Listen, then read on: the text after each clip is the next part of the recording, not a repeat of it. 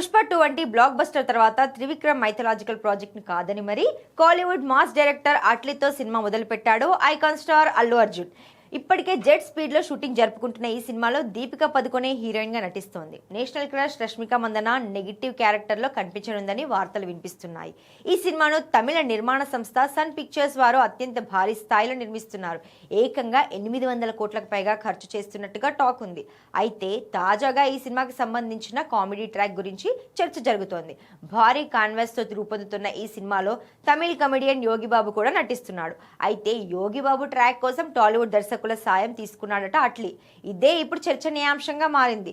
బన్నీ యోగిబాబుపై వచ్చే సన్నివేశాల కోసం Tollywood crazy directors Anil Ravipudi, Srinu Vaitla team సభ్యులతో పాటు ఉత్సాహంగా ఉల్లాసంగా చదువు సాగాలి, గొప్ప గొప్ప ఉద్యోగాలు సాధించాలి.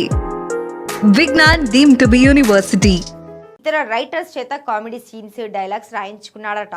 ఈ సీన్స్ సినిమాకే హైలైట్ గా నిలుస్తాయని ఇన్సైడ్ టాక్. అయితే అసలు ఈ వార్తల్లో ఎంతవరకు నిజం ఉందనే విషయంలో మాత్రం క్లారిటీ లేదు. అసలు అట్లీస్ట్ సపరేట్ గా కామెడీ కోసం టాలీవుడ్ రైటర్స్ ను సంప్రదించాడా అనేది హాట్ టాపిక్ గా మారింది.